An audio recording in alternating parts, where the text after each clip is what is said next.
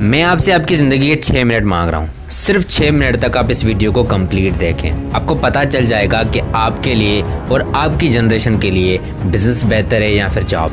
Business और job आपकी ज़िंदगी में और आपकी जनरेशन की ज़िंदगी में कौन सा इम्पैक्ट लाएंगे। इस वीडियो को कंप्लीट देखना। मुझे यकीन है कि ये 6 मिनट की वीडियो आपकी ज़िंदगी में बहुत बड़ा चेंज लाएगी। वो जिसकी आंखों में बड़े ख्वाब थे, हर सुबह वो घर से निकलता और अपने आसपास के सब बड़े बड़े बंगलोज और गाड़ियों को देखता। हल्की सी स्माइल उसके फेस पे आती और बोलता कि ये सब मेरे पास होगा। उसको यकीन था कि ये सब बहुत जल्द पा लूँगा। वो सुबह शाम एक ही चीज़ सोचता और देखता कि वो एक दिन किसी बड़ी कंपनी में जॉब करेगा, लाखों रुपीस की सैलरी लेगा और वो ये सब खरीदेगा जो ये आज देखता है। उसको पता चल गया था कि बड़ी बड़ी जॉब लेने के लिए उसको बड़ी मेहनत करनी पड़ेगी, उसे एजुकेशन लेनी पड़ेगी और कंटिन्यूसली टॉप भी करना पड़ेगा, क्योंकि कंपनीज डिग्रीज के साथ साथ ग्रेड्स भी देखते हैं। उसे जो दुनिया ने बताया वो फॉलो करता गया। पैसे नहीं थे लेकिन फिर भी स्कूल जाता था, कभी कभी पार्ट टाइम जॉब करता तो कभी उसके पेरेंट्स उसको सपोर्ट करते थे और वो अपनी मंजिल की तरफ चलता जा रहा था। जो जो उसने सोचा था वो सब पा रहा था। क्लास में टॉपर भी था। उसके पेरेंट्स भी तकलीफ़ों के बाद उसको एजुकेशनल एक्सपेंसेस दे रहे थे और ऐसे ही साल बीतते गए और उसे अपनी डिग्री टॉप लेवल में कंप्लीट कर दी। उसको अब उम्मीद थी कि उसे बहुत जल्द एक अच्छी जॉब मिल जाएगी, लेकिन ऐसा नहीं हुआ। उसे जॉब ऑफर तो हो रही थी लेकिन उतनी नहीं जितनी वो एक्सपेक्ट कर रहा था। लाखों नहीं लेकिन हज़ारों की सैलरी ज़रूर मिल रही थी। फिर उसको किसी ने बताया कि जॉब स्टार्ट करो, सैलरी खुद ब खुद बढ़ जाएगी। उसने भी सोचा कि कुछ ना करने से बेहतर है कि कुछ कर लूं और उसने एक कंपनी में जॉब स्टार्ट कर ली। सैलरी तो अब आ रही थी लेकिन वो कहाँ जा रही थी उसे पता नहीं चल रहा था। कुछ हज़ारों की सैलरी से उसके सिर्फ घर के खर्चे पूरे हो रहे थे। उसके बड़े बड़े ख्वाब अभी पूरे होने बाकी थे। चलते चलते कुछ साल और गुजर गए। उसकी हज़ारों की सैलरी लाखों में तब्दील हो गई, लेकिन अब भी वो पैसे बचा नहीं पा रहा था, क्योंकि उसको खर्चों की आदत हो चुकी थी। क्योंकि उसको सैलरी से पहले चेक देने की और सामान उधार पर लेने की आदत हो चुकी थी। इस आदत की वजह से वो आज भी लाखों का मकरूज था। जैसे उसकी सैलरी बढ़ रही थी वैसे उसके खर्चे बढ़ रहे थे। आज उसकी 4 लाख सैलरी है लेकिन आज भी उसने अपनी ज़िंदगी में कुछ नहीं बनाया।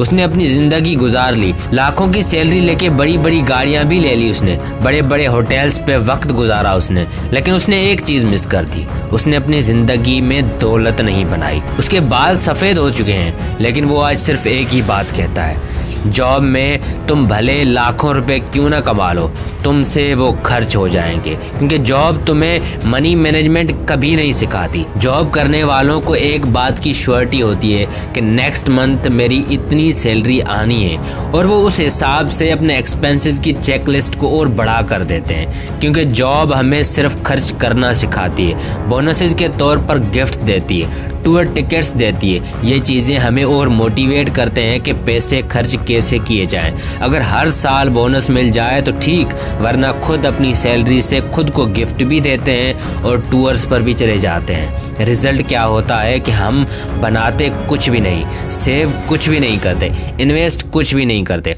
जॉब से शायद तुम अपनी ज़िंदगी बेहतर कर सकते हो, लाखों रुपीस पर मंथ कमा भी सकते हो, लेकिन तुम अपने बच्चों की ज़िंदगी कभी बेहतर नहीं कर सकते। तुम अपने बच्चों के खर्चों का स्टैंडर्ड तो बढ़ा देते हो लेकिन उनके लिए दौलत नहीं बना पाते, उनके लिए इनकम सोर्स जनरेट नहीं कर पाते। रिजल्ट ये होगा कि तुम तो चले जाओगे लेकिन तुम्हारे बच्चे लिमिटेड इनकम की वजह से अपने खर्चे मीट नहीं कर पाएंगे। वो बंदा जो लाखों रुपीस पर मंथ कमा रहा है लेकिन अपनी ज़िंदगी में कुछ नहीं बना रहा, वो अपनी फैमिली और सोसाइटी के लिए बहुत बड़ा खतरा है, क्योंकि वो अपने एक्सपेंसेस के बॉक्स को बहुत बड़ा कर रहा है लेकिन वो नहीं जानता कि उसकी रिटायरमेंट के बाद या डेथ के बाद उसकी फैमिली उस एक्सपेंसेस के बॉक्स को कैसे मीट करेगी। लेकिन उसके अपोजिट बिजनेस हमें सिखाता है कि खर्चे कैसे करने हैं, सेविंग्स कैसे करनी है, इन्वेस्टमेंट्स कैसे करनी है। बिजनेस में फेलियर्स भी आते हैं लेकिन तुम्हारे जाने के बाद यही बिजनेस तुम्हारी आने वाली 7 जनरेशन को पाल सकता है।